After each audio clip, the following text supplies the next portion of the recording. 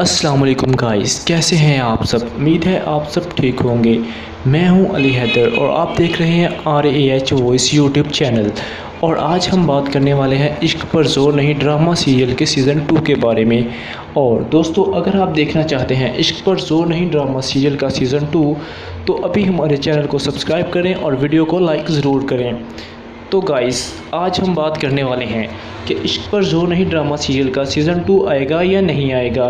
तो गाइस, जैसे देखा जाए पाकिस्तान में बहुत सारे ड्रामा सीरियल का सीज़न 2 नहीं आता, ऐसे ही शायद इश्क पर जोर नहीं का ना ही आए। लेकिन अगर व्यूवर्स की रिक्वेस्ट ज़्यादा हो तो उसका सीज़न 2 बनाया भी जा सकता है। जैसे कि खुदा और मोहब्बत, बहुत से ड्रामा सीरियल्स ऐसे हैं जिनका सीज़न 2 पाकिस्तान में बनाया गया।